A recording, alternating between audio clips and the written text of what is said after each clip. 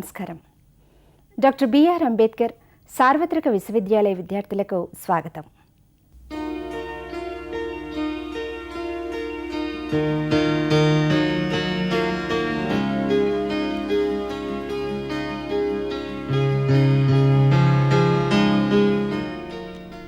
Welcome to Dr. B.R. Ambedkar Open University programs. Today we are going to telecast a program on capital budgeting decisions for the benefit of MBA second year students. As you are aware, budget is a quantitative statement expressed in terms of monetary terms, which is for a particular period, for a definite period. Capital budgeting is also one of the budgets. In our day-to-day life, we come across different kinds of budgets where the investment is going to be blocked permanently, and the budgets that are prepared for a particular period, that is 1 year. In this context, we can say the budgets that are prepared for a short period or long period. And also we have other kinds of budgets that are zero based budgets. In this context, we are going to discuss on capital budgeting decisions. To participate in the discussions, we have two professors with us.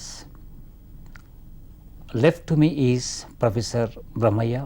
He is a professor of finance.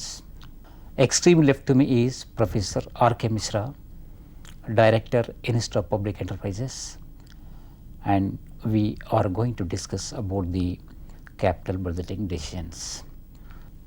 Professor Brahmaya, will you please explain what exactly is the meaning of investment and how it is important for industry? You see, for any business finance or corporate finance, there are three important decisions. Out of three important decisions, the investment decision or the capital budgeting is one of the important decisions. The second function is a financing function, and third function is a distribution of the dividend function. The investment function is the ultimate for any organization, whether it is a big or a small, whether it is a profitable or a non-profitable, or it is a service-oriented organization. The investment is a process in which the resources of the organizations are blocked in the expectation of expected return. Therefore, investment decision, there are two kinds of investment decisions, that is working capital or the short term investment decision, and the capital budgeting is a long term decision. When the long term decision means these are the generally considered to be fixed assets of the business organization or the long term capital, plant and machinery, and all the fixed assets and all capital equipment are part and parcel of investment decision. The investment decisions of the different organizations differ. Now, for the instance, we talk about corporate financing. The project financing and the projects are investment decisions. Now, bigger than that, you have a government of India, the state governments, various infrastructure financing or infrastructure projects are investment decision. Therefore, whether it's a small organization, whether it's a government or it's a PSU, for every organization, the capital budgeting or investment decisions are utmost important for the running of the organization. If the manufacturing unit wants to manufacture the products, it requires a capital asset. In addition to the capital asset, it also requires short term capital, that is called working capital. Therefore, for any organization, the working capital and the capital budgeting are utmost important for the success for the running of the organization. What exactly is the investment? Investment is nothing but sacrificing the funds by the people who have surplus money with them. At the same time, the users of the money are going to be totally different. While investing in any project, there are two important factors to be kept in mind. Number one is risk and return. If the return is high, automatically this risk is going to be high. It could be vice versa. In this context, I request Professor Mishra ji, how the investment decisions are important to any industry. from the point of view of industry, how important is the investment decisions? Thank you, Professor Swami. Investment decisions, as Professor Brahmaiah told, are a very important aspect of the overall decision making in the corporate sector. Today only there has been a meeting of the Competitiveness Council of the Government of India, and they have been discussing about investments in manufacturing sector. Now, manufacturing sector is a very important part of the overall Indian economy, and the growth of the Indian economy, it is said, depends to a large extent on how does the manufacturing sector grows. Manufacturing sector cannot grow unless there are heavy investments. We have been seeing what is happening in Japan, we have been seeing what is happening in China and in many other countries.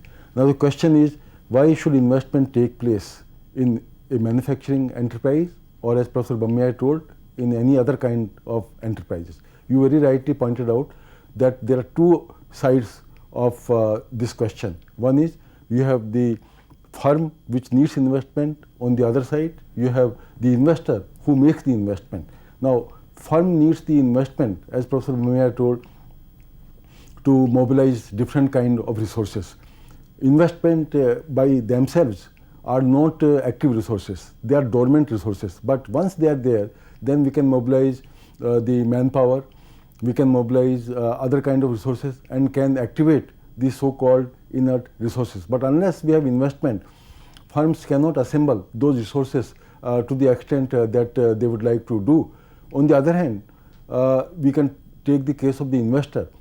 Investor would like to invest the resources provided, as you rightly put it, he gets a rate of return. If there is no rate of return for the investor, he is not going to invest the money in the business.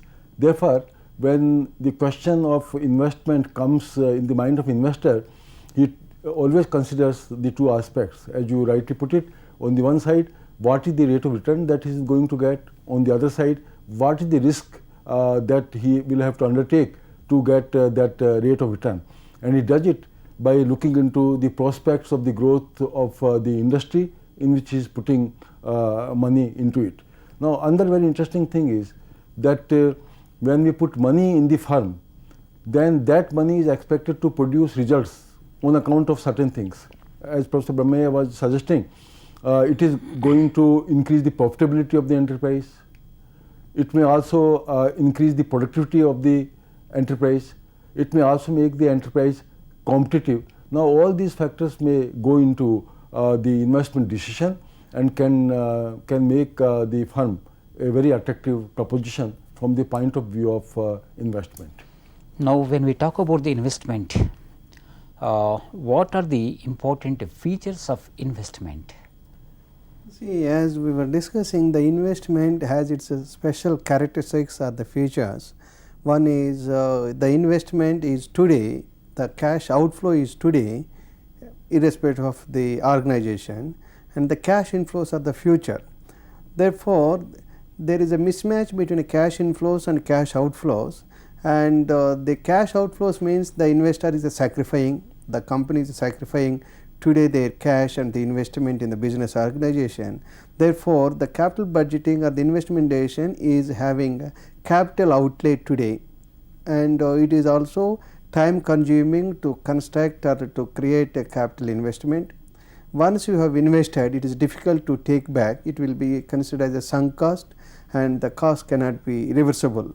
And another thing is the benefits are the long term. The benefits are not one business cycle or not for 1 year. It is like for a permanent or the long term. It we take consider for the case of the farming, agriculture, the paddy, growing up the paddy or the rice is called working capital one, the short term, and going for a mango plantation or the other orange or some fruits, that plantation long term. It takes 5 to 7 years to get the crop yielding, and the returns will have for many years. Similarly, in the business organization, the captive assets, that plant and machinery, land and building and the factory is being created initial 3 years, and the uses are for many years. Therefore, the capital investment decisions are today the commitment and the outflow is today, the benefits are the long term, and therefore, the cash inflows and cash outflows are important consideration for considering the decision. Once committed, it is very difficult to go back. because it is cannot be sold, the land cannot be sold, the plant cannot be sold, which is not being used by the similar purpose. Therefore, the basic characteristics are the longer the gestation period, you cannot convert into production in the short time. Therefore, there are 4 important basic characteristics of this capital investment or investmentation. One is cash outlay is high, huge at the initial pay. Second, once you incur, it is difficult to get back, it is irreversible, and the benefits are accruing the future for a longer time, not the benefits are not for one time. Therefore, these are the 3 important characteristics. And another thing, once you incurred, then it is difficult to modify, to alter the system. Therefore, the cash outflows have to match in terms of the inflows. On the basis of the cash inflows and outflows, one has to look into the profitability of the project, and that we call it the risk return theory or the risk return parity. Therefore, these are the important characteristics of the business. The infrastructure is having the characteristics of the investment, and the plant and machinery as investment depending on the nature of the organization. These are the important characteristics of the capital investmentations. It is well known that the capital available to us is very scarce, is very limited. In such a case, what is the criteria for allocating the capital? Technically, we may use a word capital rationing. How the capital rationing will work out in case of any capital budgeting techniques? I request Professor Misraji to. I think you very rightly told that, and as Professor Brahmaya was telling, demands are very high. He was talking of infrastructure projects. Now we require about 3 lakh crores only for power sector projects. We require for telecom projects under 3 lakh crores. We require for roads under 3 lakh crores. This is all in infrastructure. But when we come to manufacturing, we require under 10 lakh crores. So now a time has come when we require huge investments in large size projects. In fact, for last 2-3 years, last 10 years, we've been talking of services sector. But as Professor Brahmaya was telling, we can again go back what PM told during last 2 to 3 days. He has been telling that the Indian economy has to get stability, and if stability has to come, in that case there have to be gigantic decisions on the fixed assets front. So naturally, I think capital rationing comes into question because demands are very high, resources in the country are not there. We see that at a rate of 25% savings, our rate of growth is about 8 to 9%. Let us take the case of China. Their savings are about 37 to 38%. Then rate of growth is about 12% or so. So I think the whole question there is how much money you have and how much of that you can put into investments of a giant sized project. So as we see what has been happening in China, the same thing will happen in the case of our country also. We have demands and demands, but we don't have that much of money coming from the internal resources, and also the money that can come from FDI and other sources which can be tapped, and also I think deficit financing. So capital rationing has to be there. Now when we talk of capital rationing, then what could be the criteria for the capital rationing? And I think one very important thing there could be the importance, I think, of the projects. What are the projects? When the importance of the projects will differ again, I think, from industry to industry and also from the government. Maybe in the case of the government, all the time you will not go for projects which can give a very high rate of return. There may be projects which may be there for the purpose of security. So maybe I think when we talk of atomic installations project, maybe that will leave aside other things, but we will go for those projects. Maybe there are some projects which are for prestige. Maybe there are some projects which may not have an immediate rate of return now, but they may have a very high rate of return in the times to come. Let us say investment that we are making in poverty reduction projects. But when it comes to industrial projects, and if we restrict the discussion only to industrial projects and corporate projects, then I am sure in that case we will have to look into the profitability. That I think can be the one factor in capital rationing. The other factor, as you told very rightly, can be, I think, the risk. The third factor can be, I think, the life, the cycle of the project. What is the lifespan of the project? The ultimate goal of any business organization is to make profit. The target to be reached I mean the rate of return to be earned will be decided well in advance. So as to realize the rate of return pre-decided, we plan the financial activities. So in view of the profitability, we have to evaluate a project. To invest our money in a particular project, we have to evaluate the project, especially keeping in view the profit. What kind of techniques that are available to us to analyze the project of profitability or viability? I request Professor Brahmaiah to talk about it. As Professor Mishra was mentioning, that capital rationing was one of the reasons to evaluate the viability of the project, financial feasibility of the project or the investment decision, because the resources are constrained and the resources are limited. Therefore, one organization wants to earn the highest profitability or the highest profit or the highest wealth maximization. In that context, the organization or the investment decision has to consider what is the total investment required or the outlay from the investment, and what are the cash inflows which are generated from that project or from that investment decision are to be counted. But the interesting and the difficult issue in the capital investment is that cash inflows are immediate, cash outflows are immediate, and cash inflows are for the period of future period. Therefore, estimating future cash flows and today's cash flows is not in a uniform benchmark. The time, as you all know, money has a time value.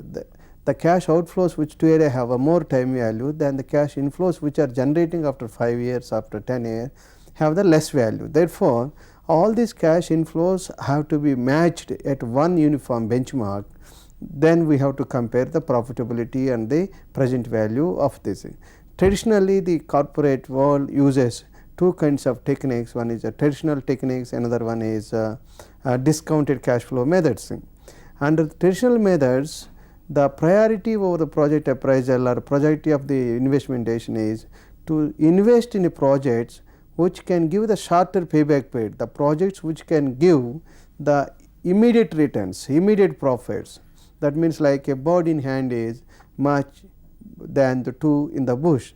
Under that concept, traditionally the investment projects are taken with a short term origination, like most of the farming is for food crops like 1 year crop, 6 months crop, 3 months crop, and plantation is priority is a little late because the future is uncertain. When the project is longer, the riskiness of the project is very high, therefore one has to expect higher rate of return.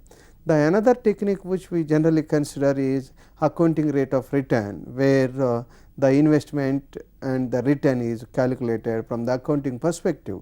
What is the return, ROI, or the accounting rate of return? The return from generated from the project is divided by the investment of that project is considered called the rate of return.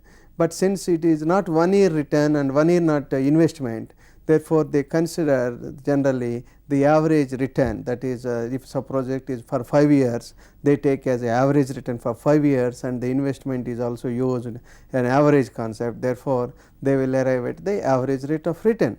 But these two methods do not take into account the time value of the money.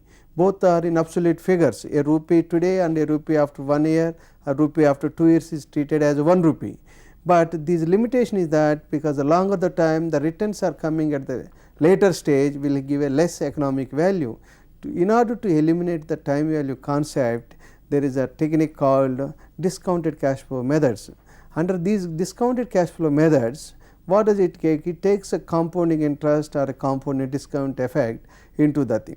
If today's cash flows are taken into tomorrow's date or the after 5 years date, that is called compounding, and that future cash flows are brought back to today, it is called present value concept. And therefore, in the business decision, since we are taking a decision or the business organization taking a decision today, therefore price flows are brought back to today. All cash inflows and cash outflows are brought back to today, and that is called as gross price. How do we bring that after 1 year cash flows today or after 2 years cash flows? There is a mechanism called discounting. then you may ask what is the discounting rate and how to bring the discounting rate. That differs from organization to organization on two important aspects. One is the cost of capital of the project or the cost of capital of that investmentation, and the riskiness of the project or the riskiness of that investmentation are added together and taken into account for consideration, and they decide the hurdle rate or the benchmark rate. With that rate, all cash inflows are discounted, inflows as well as outflows for the today's date, and those cash inflows they compare. If the cash inflows are greater than the cash outflows, then that project is a positive, that project is acceptable. And if the inflows are less than the outflows, then the project is negative, therefore that project is not viable, therefore the corporate or the business entity will not take up that project. And the cost of capital is increased, the discount values come down. If the cost of factor or the discount factor is reduced, your cash inflows are increased. Therefore, depending on the cost of capital and the discount factor, your cash flows are adjusted, and taking the decision in view of the opportunity cost of the business firm, or we call it a required rate of return or opportunity cost of capital. These two are the benchmarks which decide an investment is viable or it is towards wealth maximization. Another important technique which is close to NPV is called IRR, that is internal rate of return. It is the same thing, internal rate of return, but in a different form. In the case of the present value, we have discounted the cash flows with a certain rate, certain cost of factor, but in the IRR, internal rate of return, it is the interest rate or the cost of capital which equates cash inflows and outflows. Therefore, the internal rate of return at which the cash inflows and outflows are equal, that means the NPV is 0. If IRR is decided that IRR is greater than the cost of capital or IRR is greater than the required rate of return, that project or those projects are accepted. Otherwise, projects which give higher IRR are considered to be profitable projects. These are the basically two important techniques. One is a traditional methods, another is a discounted method. Both methods are being used by the business organizations when they take investment decisions. When we compare these two techniques, traditional as well as discounted cash flow techniques, in what way discounted cash flow techniques are superior than traditional techniques of capital budgeting? As Professor Bamaya was telling, and you also told, that there are two types of investment decisions, one short term, the other one long term. In the case of short term decisions, maybe I think payback and traditional techniques can do better, but when it comes to long term decisions, where you both told that risks are invisible, at the same time cash inflows are also invisible, the scientific techniques or the modern techniques, they are more pertinent, because as has been explained by Professor Bamaya, they take into consideration the long term inflows, they take into the consideration the long term outflows, and as both of you told, they also bring into question the hurdle rate or the risk rate. And as both of you have told, it is just not an imagination in the form of hurdle rate that gives us an instrument to discount the cash flows. A lot of thought goes into deciding as to what would be that hurdle rate, because there we take into consideration factors which are known, the factors which we can guess. We also provide some leeway for things which we can't visualize, and therefore I think the traditional techniques are good only for short term decisions, small businesses, but as both of you told, when it comes to large investments, when it comes to gigantic projects, when it comes to projects which have a long term repercussion, I am sure that we should go for only discounted cash flows of two types, the NPV and the IRR.